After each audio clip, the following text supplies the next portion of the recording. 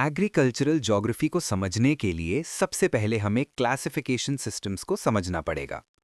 डर्वेंट विटलसी ने 1936 में जो क्लासिफिकेशन दिया वो आज भी स्टैंडर्ड फ्रेमवर्क माना जाता है, क्योंकि उन्होंने एग्रीकल्चर को सिर्फ क्रॉप्स के बेसिस पर नहीं बल्कि फंक्शनल एट्रीब्यूट्स के बेसिस पर डिवाइड किया। देखो, agriculture is not just about growing plants, it is an interaction between physical environment and human culture.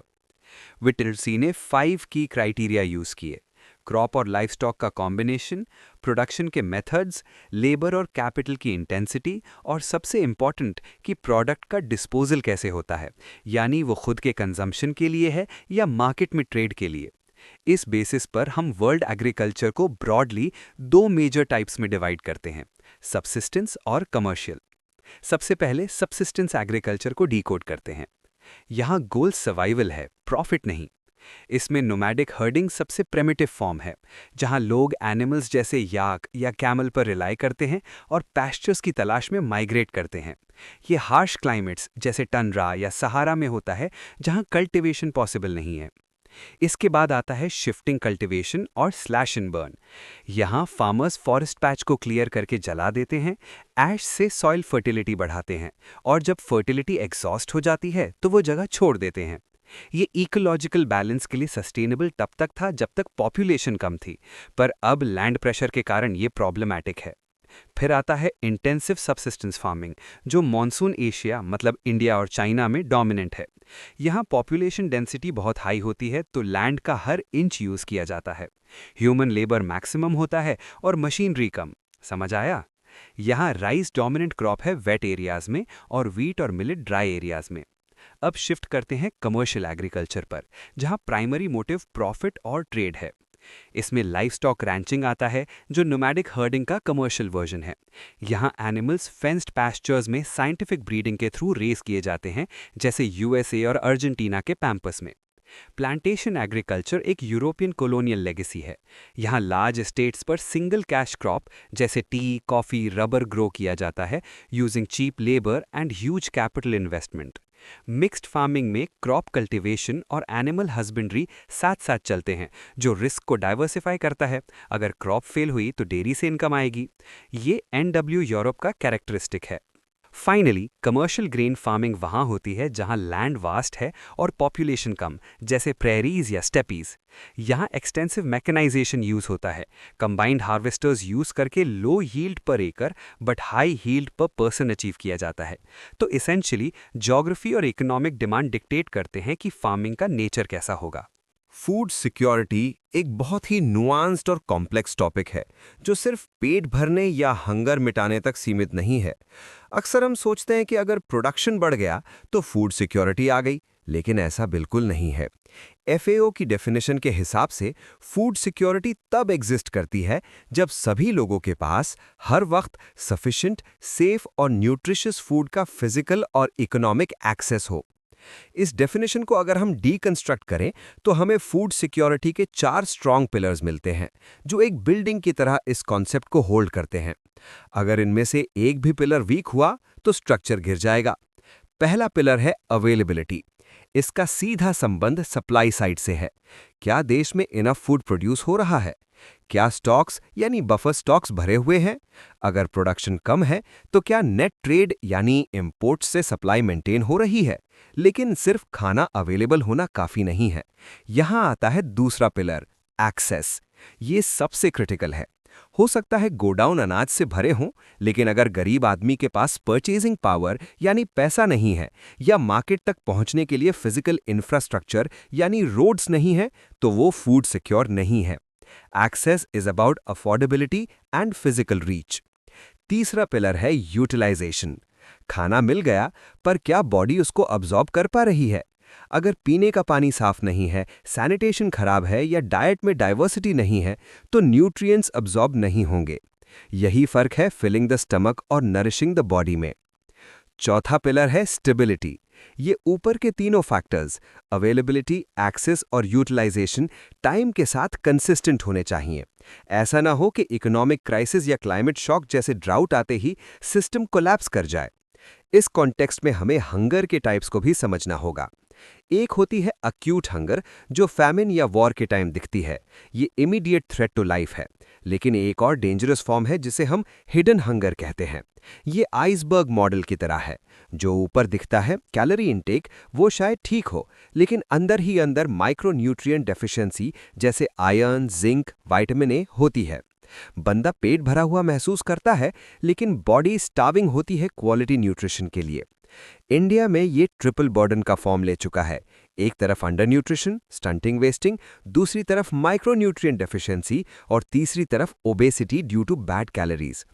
Global hunger map देखें तो सब सहारन अफ्रीका और साउथ एशिया आज भी हॉटस्पॉट्स हैं, क्योंकि वहां कॉन्फ्लिक्ट और क्लाइमेट चेंज ने प्रोडक्शन और एक्सेस दोनों को डिसरप्ट किया है। So achieving food security requires targeting all four pillars simultaneously. Green revolution agricultural history का एक टर्निंग पॉइंट था, जिसने फार्मिंग को फंडामेंटली एक इकोलॉजिकल प्रोसेस से बदलकर एक इंडस्ट्रियल केमिकल प्रोसेस बना दिया। इसका जेनेसिस या शुरुआत मिड 1960s में हुई, जब वर्ल्ड और खासकर India severe food crisis face कर रहा था। नॉर्मन बोरलॉग ग्लोबली और एमएस स्वामीनाथन इंडिया में इस स्ट्रैटेजी के आर्किटेक्ट्स बने। लेकिन हमें यह समझना जरूरी है कि ग्रीन रेवोल्यूशन सिर्फ एक नए बीज सीड का नाम नहीं था। ये एक पूरा टेक्नोलॉजिकल पैकेज था। माइंड इट, ये पैकेज टेक्नोलॉजी थी। मतलब इसका कोई भी कंपोनेंट आइसोलेशन में काम नहीं कर सकता था। इस पैकेज का कोर कंपोनेंट था HYVs, हाई यील्डिंग वैरायटीज, जैसे डॉर्फ व्हीट, लेरमा रोहो, सोनोरा 64 और राइस IR8। इन प्लांट्स की जेनेटिक इंजीनियरिंग ऐसे की गई थी कि ये छोटे कद ड्वार्फ के हों, ताकि हैवी ग्रेन लोड से ये गिरे नहीं और इनका grain to biomass ratio high हो। लेकिन इन HYVs को ग्रो करने के लिए मैसिव एनर्जी इनपुट चाहिए था। यहां आता है सेकंड कंपोनेंट, केमिकल इनपुट्स। इन सीड्स को हाई न्यूट्रिशन चाहिए था, जो नेचुरल सॉइल फर्टिलिटी से नहीं मिल सकता था। इसलिए सिंथेटिक NPK फर्टिलाइजर्स का हैवी यूज शुरू हुआ। साथ ही ये प्लांट्स पेस्ट्स के लिए वल्नरेबल थे, तो पेस्टिसाइड्स का यूज बढ़ गया। तीसरा कंपोनेंट था irrigation. Traditional rain fade farming से शिफ्ट होकर हम assured irrigation, canals, tube wells पर आ गए, क्योंकि इन सीड्स को स्पेसिफिक टाइम पर पानी चाहिए था। और फाइनली मैकेनाइजेशन, ट्रैक्टर्स, थ्रेशर्स ने स्पीड बढ़ा दी। इसका इमीडिएट रिजल्ट क्वांटम जंप था। व्हीट प्रोडक्शन एक्सपोनेंशियली ग्रो हुआ और इंडिया फूड सरप्लस बन गया। लेकिन हर एक्शन का रिएक्शन होता है। इस इंटेंसिव मॉडल के सिवियर इकोलॉजिकल और सोशो इकोनॉमिक कॉन्सिक्वेंसेस निकले, जो आज विजिबल हैं। इकोलॉजिकली ये एक विशियस साइकिल बन गया। एक्सेसिव इरिगेशन के कारण पंजाब हरियाणा में वाटर लॉगिंग हुई, जिससे सॉइल में सैलिनिटी, नमक बढ़ गई। दूसरी तरफ ट्यूब वेल्स के ओवर यूज से ग्राउंड वाटर एक्विफर्स डिप्लीट हो गए। आज ये डार्क जोन्स हैं। मोनोकल्चर, सिर्फ व्हीट राइस साइकिल ने जेनेटिक डाइवर्सिटी खत्म कर दी और सॉइल के माइक्रोन्यूट्रिएंट्स एग्जॉस्ट कर दिए। केमिकल्स बायोमैग्निफिकेशन के थ्रू फूड चेन में एंटर कर गए, causing toxicity. Socially green revolution ने डिस्पैरिटी क्रिएट की। ये इनपुट्स, फर्टिलाइजर्स, पंप्स महंगे थे, तो सिर्फ रिच फार्मर्स ही ने अफोर्ड कर पाए और वो और अमीर हो गए। स्मॉल फार्मर्स पिछड़ गए। रीजनली भी ये रेवोल्यूशन सिर्फ नॉर्थ वेस्ट इंडिया तक सीमित रहा और ईस्टर्न इंडिया, जहां पानी था पर कैपिटल नहीं, पीछे रह गया। तो ग्रीन रेवोल्यूशन ने शॉर्ट टर्म हंगर तो सॉल्व की, पर लॉन्ग टर्म इकोलॉजिकल डेग्रेडेशन का एक नया चैलेंज खड़ा कर दिया है। अब हम एग्रीकल्चर के प्रेजेंट और फ्यूचर की तरफ बढ़ते हैं, जहां हम मॉडर्न एग्रीकल्चरल प्रैक्टिसेस को देखते हैं। आज एग्रीकल्चर सिर्फ खेती नहीं, बल्कि एग्री बिजनेस बन चुका है। इसका मतलब है कि फार्मिंग अब कमर्शियल प्रिंसिपल्स पर रन होती है, जहां फार्म प्रोडक्शन, प्रोसेसिंग, डिस्ट्रीब्यूशन और रिटेल चेन्स सब इंटीग्रेटेड हैं। ये शिफ्ट ट्रेडिशनल नॉलेज से हटकर हाईटेक प्रिसीजन सिस्टम्स की तरफ हो रहा है। सबसे बड़ा ट्रांसफॉर्मेशन है सॉइललेस कल्टीवेशन या कंट्रोल्ड एनवायरनमेंट एग्रीकल्चर। सोचो जरा, हम हमेशा से मानते आए हैं कि खेती के लिए जमीन यानी कि मिट्टी जरूरी है, लेकिन मॉडर्न साइंस ने इस असम्पशन को ब्रेक कर दिया है। मूल रूप से प्लांट को मिट्टी नहीं, न्यूट्रिएंट्स और सपोर्ट चाहिए। अगर हम वो डायरेक्ट दे दें तो मिट्टी की जरूरत ही नहीं। इसमें पहला मेथड है हाइड्रोपोनिक्स। यहाँ प्लांट्स की roots nutrient rich water solution में सबमर्ज्ड होती हैं। मिट्टी की जगह इनर्ट मीडियम जैसे परलाइट यूज होता है सपोर्ट के लिए। इसका सबसे बड़ा फायदा है वाटर एफिशिएंसी। ये कन्वेंशनल फार्मिंग के मुकाबले 90% कम पानी यूज करता है, क्योंकि पानी रिसाइकल होता रहता है। इससे एक स्टेप आगे है एरोपोनिक्स। यहाँ रूट्स हवा में लटक यानी कि हैंग हो रही होती हैं, और न्यूट्रिएंट मिस्ट यानी कोहरा रूट्स पर स्प्रे किया जाता है। सिंस रूट्स हवा में है, उन्हें मैक्सिमम ऑक्सीजन मिलती है, जिससे ग्रोथ रेट बहुत फास्ट होती है। नासा इसे स्पेस मिशंस के लिए यूज करता है। तीसरा वेरिएशन है वर्टिकल फार्मिंग। शहरों में जमीन महंगी है, तो हम हॉरिजॉन्टल की बजाय वर्टिकल लेयर्स में टावर्स के अंदर फार्मिंग करते हैं। यहाँ सूरज की रोशनी की जगह एलईडी ग्रो लाइट्स यूज होती हैं, जो स्पेसिफिक फोटोसिंथेसिस स्पेक्ट्रम देती हैं। ये फूड माइल्स कम करता है, क्योंकि खेती कंजम्पशन सेंटर यानी शहर के अंदर ही हो रही है। इस इकोसिस्टम को रन करने के लिए हम प्रिसिजन फार्मिंग का यूज करते हैं। ये एग्रीकल्चर का डिजिटाइजेशन है। आईओटी सेंसर्स, ड्रोन्स और सैटेलाइट इमेजिंग का यूज करके फार्म के हर इंच को मॉनिटर किया जाता है। पहले हम पूरे खेत में फर्टिलाइजर डालते थे, अब सेंसर्स बताते हैं कि एग्जैक्टली किस प्लांट को कितनी नाइट्रोजन चाहिए। ड्रोन स्पेक्ट्रल इमेजिंग करते हैं ताकि पेस्ट अटैक शुरू होते ही पता चल जाए। ऑटोमेटेड ट्रैक्टर्स और रोबोटिक्स लेबर डिपेंडेंसी कम करते हैं। हालांकि इस सिस्टम के चैलेंजेस भी हैं। ये हाईली एनर्जी इंटेंसिव है लाइट्स और क्लाइमेट कंट्रोल के लिए, और इसमें ह्यूज कैपिटल एक्सपेंडिचर यानी केपेक्स लगता है। इसके लिए टेक्निकल एक्सपर्टीज चाहिए, जो आम किसान के पास नहीं होती। लेकिन फ्यूचर फूड सिक्योरिटी के लिए, जहां लैंड और वाटर स्कैर्स होंगे, ये हाईटेक सिस्टम्स ही वायबल सोल्यूशन दिखाई देते हैं। एग्रीकल्चर के स्ट्रक्चर को समझने के लिए हमें ये देखना होगा कि प्रोडक्शन ऑर्गेनाइज कैसे होता है। यहाँ दो मेजर आइडियोलॉजीज टकराती हैं, कोऑपरेटिव फार्मिंग और कलेक्टिव फार्मिंग। दोनों में फर्क ओनरशिप और मैनेजमेंट का है। अक्सर स्टूडेंट्स इन टर्म्स को इंटरचेंज कर देते हैं, पर इनमें जमीन आसमान का अंतर है। एक डेमोक्रेटिक है और दूसरा अथॉरिटेरियन। ध्यान से सुनो। फंडामेंटल डिफरेंस है voluntary association versus state control. Cooperative farming, जो Western European model Denmark, Netherlands, Belgium पर बेस्ड है, पूरी तरह से वॉलंटरी होती है। यहाँ फार्मर्स अपनी मर्जी से साथ आते हैं। सबसे इंपॉर्टेंट बात यह है कि फार्मर अपनी जमीन का मालिक ओनर बना रहता है। वो सिर्फ रिसोर्सेज पूल करते हैं, जैसे सीड्स बल्क में खरीदना या मशीनरी शेयर करना या अपनी प्रोड्यूस को प्रोसेस करके बेचना। एग्जाम्पल के लिए, डेयरी फार्मर्स अकेला दूध बेचने के बजाय उसे कोऑपरेटिव प्रोसेसिंग यूनिट में देते हैं, जहां उसका चीज या बटर बनता है, जिससे वैल्यू एडिशन होता है। कोऑप्स का मेन काम फार्मर की बार्गेनिंग पावर को बढ़ाना है against retail giants. Profit distribution भी इस बेसिस पर होता है कि किसने कितना वॉल्यूम कंट्रीब्यूट किया। ये मॉडल सक्सेसफुल रहा क्योंकि इसमें इंडिविजुअल इंसेंटिव जिंदा था। फार्मर जानता था कि अगर वो मेहनत करेगा तो प्रॉफिट उसका होगा। इसके विपरीत कलेक्टिव फार्मिंग एक सोशलिस्ट या सोवियत मॉडल था। यहाँ social ownership of means of production का सिद्धांत चलता था। फार्मर्स की जमीन और लाइफ स्टॉक स्टेट यानी सरकार ले लेती थी और उन्हें मर्ज करके एक बड़ा फार्म बना दिया जाता था। लेबर पूल किया जाता था, लेकिन ओनरशिप खत्म हो जाती थी। सरकार ईयरली टारगेट सेट करती थी और प्रोड्यूस फिक्स्ड प्राइसेस पे खरीदती थी। फार्मर्स को वेजेस मिलती थी उनके काम के हिसाब से, और सरप्लस तभी मिलता था जब स्टेट का कोटा पूरा हो जाए। ये सिस्टम फेल हुआ क्योंकि इसमें लैक ऑफ मोटिवेशन था। जब फार्मर को पता है कि जमीन उसकी नहीं है और मेहनत का सीधा फल उसे नहीं मिलेगा, तो एफिशिएंसी गिर गई। स्टालिन कैरा में जब यह जबरदस्ती इंप्लीमेंट किया गया तो रेजिस्टेंस हुआ और मैसिव फैमिन्स आए।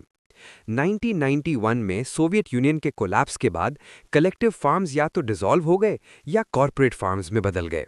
वहीं दूसरी तरफ मार्केट इकोनॉमीज में कोऑपरेटिव्स जैसे अमूल इन इंडिया और डेयरी कोऑप्स इन डेनमार्क आज भी थ्राइव कर रहे हैं, क्योंकि वो इकोनॉमिक एफिशिएंसी और इंडिविजुअल ओनरशिप को बैलेंस करते हैं। ऑर्गेनिक फार्मिंग को अक्सर लोग सिर्फ केमिकल फ्री फार्मिंग समझते हैं, पर यह इससे कहीं ज्यादा गहरा कॉन्सेप्ट है। ये प्रोडक्शन का एक ऐसा सिस्टम है जो नेचर के इकोलॉजिकल बैलेंस को एम्यूलेट यानी नकल करता है। IOFAM यानी international federation of organic agriculture movements ने इसके 4 कोर प्रिंसिपल्स डिफाइन किए हैं। हेल्थ, सॉइल और ह्यूमन हेल्थ कनेक्टेड हैं। इकोलॉजी यानी नेचुरल साइकिल्स के साथ काम करना। फेयरनेस, किसान और कंज्यूमर के बीच सही रिश्ता। और केयर, फ्यूचर जनरेशंस के लिए एनवायरनमेंट बचाना। ऑर्गेनिक फार्मिंग का मूल मंत्र है feed the soil not the plant. अगर मिट्टी जिंदा है तो पौधा अपने आप हेल्दी होगा। ऑर्गेनिक फार्मिंग एक क्लोज्ड लूप साइकिल पर काम करती है। कन्वेंशनल फार्मिंग लीनियर होती है, बाहर से केमिकल लाओ, खेत में डालो, लेकिन ऑर्गेनिक फार्मिंग सर्कुलर होती है। इसमें फार्म का वेस्ट यानी एनिमल मन्योर, क्रॉप रेसिड्यू वापस सॉइल में जाता है कंपोस्ट या वर्मी कल्चर यानी अर्थवर्म्स के थ्रू। सिंथेटिक फर्टिलाइजर्स जैसे एनपीके और पेस्टिसाइड्स स्ट्रिक्टली प्रोहिबिटेड होते हैं। इनकी जगह क्रॉप रोटेशन और बायोलॉजिकल पेस्ट कंट्रोल जैसे लीडी बग्स जो पेस्ट्स को खाती हैं का यूज होता है। जीएमओज भी पूरी तरह बैंड होते हैं क्योंकि वो नेचुरल जेनेटिक मेकअप के साथ इंटरफियर करते हैं। इसका गोल है कि फार्म अपने आप में एक सेल्फ सस्टेनिंग यूनिट बन जाए। ग्लोबल ट्रेंड्स देखें तो कंज्यूमर्स में हेल्थ अवेयरनेस बढ़ने से ऑर्गेनिक प्रोडक्ट्स की डिमांड यूरोप और नॉर्थ अमेरिका में एक्सप्लोड कर गई है। ऑस्ट्रेलिया में सबसे ज़्यादा ऑर्गेनिक एरिया है ग्रेजिंग लैंड्स की वजह से। इंडिया के कॉन्टेक्स्ट में सिक्किम एक बहुत बड़ा एग्जाम्पल है। ये दुनिया का पहला 100% ऑर्गेनिक स्टेट बना। वहाँ केमिकल इंपोर्ट्स बैन कर दिए गए और पूरा स्टेट ऑर्गेनिक प्रोटोकॉल्स फॉलो करता है। इसके बेनिफिट्स क्लियर हैं। प्रीमियम मार्केट प्राइस मिलता है, बायोडाइवर्सिटी प्रोटेक्ट होती है और सॉइल कार्बन सीक्वेस्ट्रेशन यानी कार्बन को मिट्टी में स्टोर करना होता है जो क्लाइमेट चेंज से लड़ने में मदद करता है। लेकिन चैलेंजेस भी रियल हैं। जब किसान केमिकल से ऑर्गेनिक में स्विच करता है तो शुरू के 2-3 साल यानी ट्रांजिशन पीरियड यील्ड्स गिर जाती हैं क्योंकि मिट्टी को रिकवर होने में टाइम लगता है। इस पीरियड में किसान को सपोर्ट चाहिए। ऑल्सो ऑर्गेनिक प्रोड्यूस की शेल्फ लाइफ कम होती है और सर्टिफिकेशन कॉस्ट हाई होती है।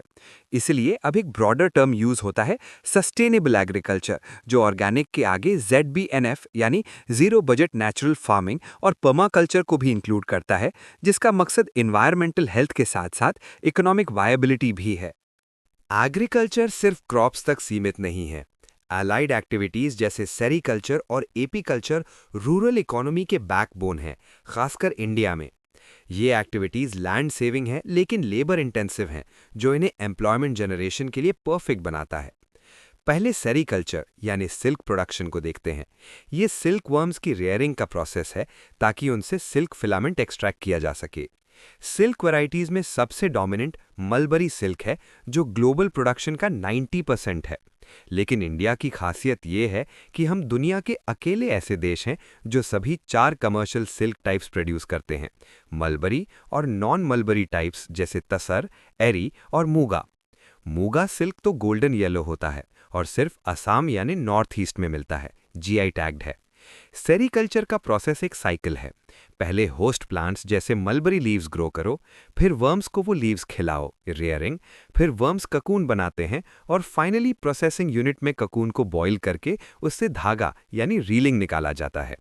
ये प्रोसेस हाईली लेबर इंटेंसिव है, इसीलिए ये रूरल वुमेन के लिए एम्प्लॉयमेंट का बड़ा सोर्स है। लाइफ साइकिल में 4 स्टेजेस होती हैं: एग, लार्वा जो कैटरपिलर खाता है, प्यूपा, ककून फेज और मॉथ। कमर्शियल सिल्क हमें प्यूपा स्टेज में मिलता है जब हम ककून को प्रोसेस करते हैं, मॉथ निकलने से पहले। अब एपीकल्चर यानी बी कीपिंग पर आते हैं। इससे हमें शहद यानी हनी और मोम यानी वैक्स मिलता है। कॉमन स्पीशीज में एपिस मेलिफेरा यानी इटालियन बी हाई यील्ड के लिए फेमस है। लेकिन एपीकल्चर का सबसे बड़ा कंट्रीब्यूशन हनी प्रोडक्शन नहीं है, वो है पॉलिनेशन सर्विसेज। इस पॉइंट को पकड़ो। बीज जब नेक्टर कलेक्ट करने जाती हैं तो वो क्रॉस पॉलिनेशन करती हैं, जिससे क्रॉप्स की यील्ड ड्रास्टिकली बढ़ जाती है। मस्टर्ड, सनफ्लावर और फ्रूट्स की खेती में अगर बी बॉक्सेस रखे जाएं तो प्रोडक्शन 20 to 30% तक बढ़ सकती है। इसीलिए इसे साइलेंट इकोलॉजिकल सर्विस कहते हैं। वैल्यू चेन में हनी के अलावा बीज वैक्स जो कॉस्मेटिक्स के लिए, रॉयल जेली और bee venom medicine high value products हैं। तो एसेंशियली ये अलाइड एक्टिविटीज फार्मर की इनकम को सप्लीमेंट करती हैं और रिस्क को कम करती हैं जब क्रॉप्स फेल हो जाएं। आज के ग्लोबलाइज्ड वर्ल्ड में food supply chains simple farm to market connection नहीं है। ये एक कॉम्प्लेक्स वेब है ट्रेड, लॉजिस्टिक्स और जियोपॉलिटिक्स का। सप्लाई चेन स्टार्ट होती है फार्म इनपुट से, प्रोडक्शन, स्टोरेज यानी साइलोज, प्रोसेसिंग, डिस्ट्रीब्यूशन और फाइनली रिटेल कंजम्पशन तक जाती है। इस बीच में कोल्ड चेन का रोल क्रिटिकल है। फ्रूट्स, डेयरी और मीट जैसे पेरिशेबल्स के लिए टेम्परेचर कंट्रोल लॉजिस्टिक्स चाहिए ताकि पोस्ट हार्वेस्ट लॉसेस कम हों। लेकिन जब ये फूड बॉर्डर्स क्रॉस करता है तो इंटरनेशनल ट्रेड पॉलिसीज और जियोपॉलिटिक्स पिक्चर में आती हैं। WTO यानी वर्ल्ड ट्रेड ऑर्गेनाइजेशन का agreement on agriculture global food trade को रेगुलेट करता है। यहाँ सब्सिडीज एक बड़ा कंटेंशियस इशू है। WTO ने सब्सिडीज को 3 बॉक्सेस में डिवाइड किया है विजुअल एनालिसिस के लिए। एम्बर बॉक्स वो सब्सिडीज हैं जो ट्रेड को डिस्टॉर्ट करती हैं, जैसे डायरेक्ट प्राइस सपोर्ट या प्रोडक्शन बढ़ाने के लिए पैसा देना। इन्हें रिड्यूस करना मैंडेटरी है। ब्लू बॉक्स वो सब्सिडीज हैं जो प्रोडक्शन को लिमिट करने के लिए दी जाती हैं ताकि ओवर सप्लाई ना हो। ग्रीन बॉक्स सबसे सेफ है। ये रिसर्च, एनवायरनमेंट प्रोटेक्शन और इंफ्रास्ट्रक्चर के लिए है। ये ट्रेड डिस्टॉर्ट नहीं करती, इसीलिए अलाउड है।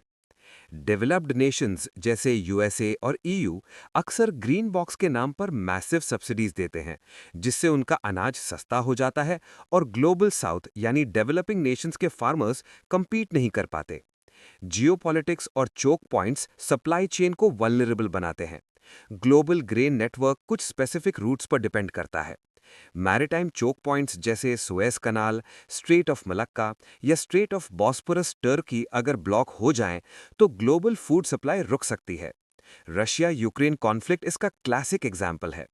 यूक्रेन को ग्लोबल ब्रेड बास्केट कहा जाता है, व्हीट और सनफ्लावर ऑयल के लिए। वॉर की वजह से ब्लैक सी रूट ब्लॉक हुआ, जिससे सीधा असर अफ्रीका और मिडिल ईस्ट की फूड सिक्योरिटी पर पड़ा। इससे फूड इन्फ्लेशन ट्रिगर हुई। प्राइस वॉलेटिलिटी के ड्राइवर्स भी बदल गए हैं। अब सिर्फ खराब मौसम नहीं, बल्कि ऑयल प्राइसेस जो ट्रांसपोर्ट और फर्टिलाइजर कॉस्ट डिसाइड करते हैं, और बायोफ्यूल डाइवर्जन यानी फूड क्रॉप्स को फ्यूल के लिए यूज करना, ये भी प्राइसेस को फ्लक्चुएट करते हैं। तो आज फूड क्राइसिस सिर्फ कमी का नहीं, बल्कि डिसरप्शन और पॉलिसी डिस्टॉर्शंस का नतीजा है।